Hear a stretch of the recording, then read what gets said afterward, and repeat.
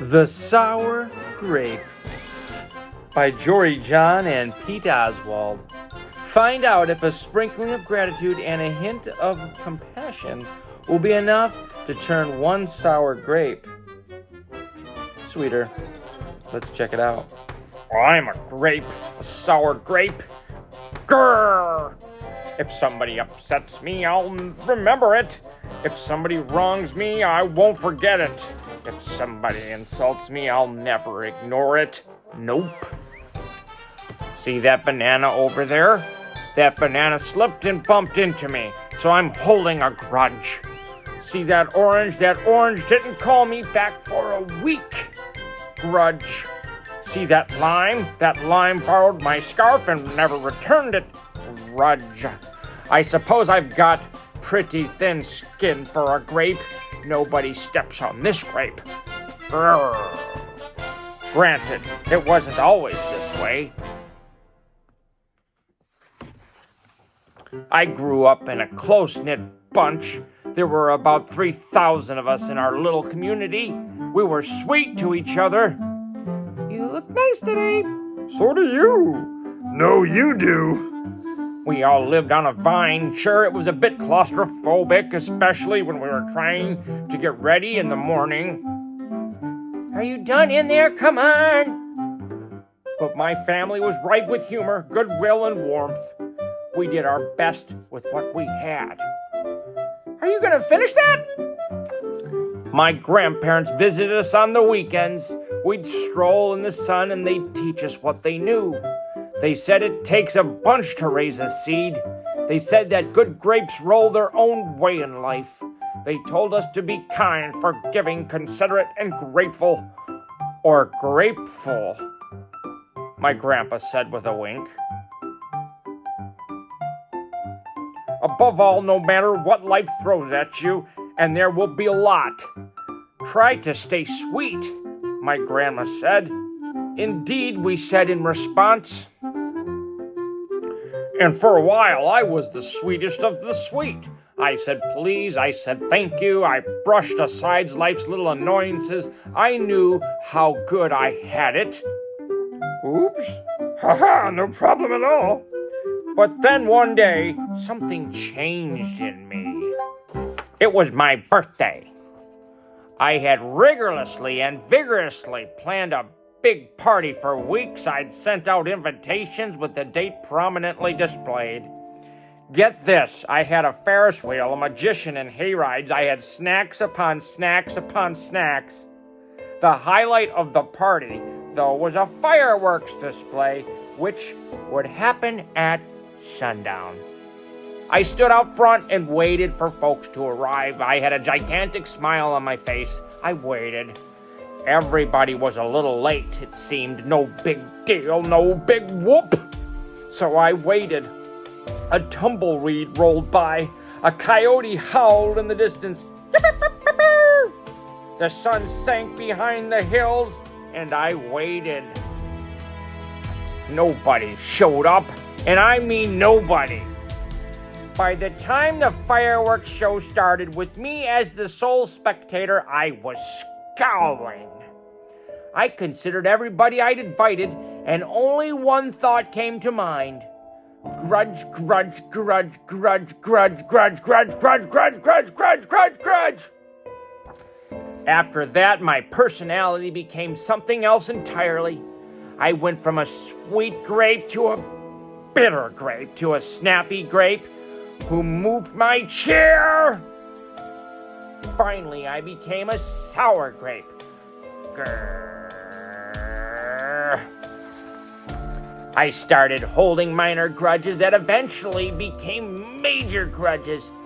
Why don't you watch where you're going? I scowled so much that my face got all squishy. You know what? Don't even bother calling me back. I took my grumpiness out on others. Are you ever going to return my scarf? And that's just how it's been, day after day, week after week, month after month, grudge after grudge. But something happened recently that changed my thinking. I was getting ready to meet up with my friend Lenny, the only fellow I know who's as sour as I am. Lenny and I usually go to the park where we sit on a bench and rant about stuff. But just as I was heading out the door, I bumped my knee. After I bandaged myself up, I discovered I had a flat tire. Then I missed the bus, and the next bus was late, and finally I got off at the wrong stop. By the time I arrived at the park, it was getting dark. Lenny was fuming and furious with a frown and a furrowed forehead. His face looked all squishy. We agreed to meet at exactly 4 o'clock. You're 3 hours late. I tried to explain why I was so tardy, but Lenny wouldn't listen. He already made up his mind. He'd formed a huge grudge, and he wouldn't budge. I couldn't believe it. How unfair, I thought. How ridiculous, I thought. How similar to the way I would react. Lenny was pretty worked up. He was pacing back and forth, emitting occasional grumbles. His tone was tart, so I gave him a little space. Besides, it was nice out. I noticed the sky changing color, the melodic chirping of the birds, the evening breeze, the buzz of the park's insects coming alive at night. I suddenly felt grateful and peaceful and calm. Had I been missing all this simple beauty because I was too busy complaining? Meanwhile, old Lenny stormed off, muttering something about disrespect and lack of consideration. I'm pretty sure I heard him add a grr, too. I walked home. I pulled a dusty box out from under my bed. There were old family photos inside. Memories. I spotted myself in one of the pictures. I was so sweet. I knew that little grape from the photo was still a big part of me. Deep down, it would just take some work to get back there again. And that was the exact moment I found the invitation I had sent out for my infamous birthday party, the one where nobody showed up. It said May 31st, but wait a minute here. My birthday was on May 21st. Alas, I told everyone to come on the wrong day. It was all my fault. I realized nobody's perfect, not even me.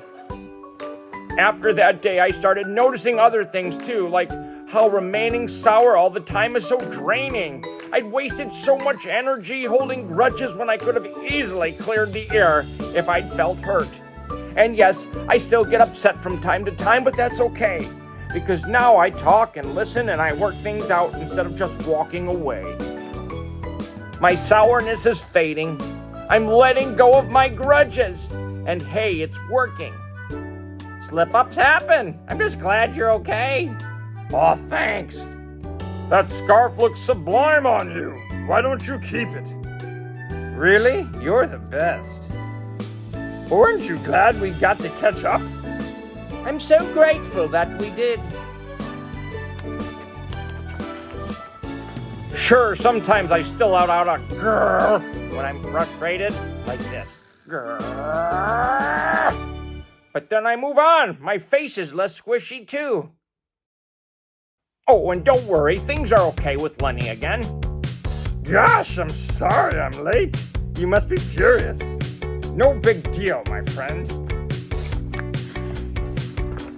You know what? If you look at things in the right sort of way, and if you remember to be kind, considerate, forgiving, and grateful, life really can be pretty sweet. Yes, indeed. There's a lot to be thankful for in life. All you gotta do is add a little bit of gratitude and compassion and mix it together, and then you'll be a little bit happier. Give that a shot. Put that in your soup.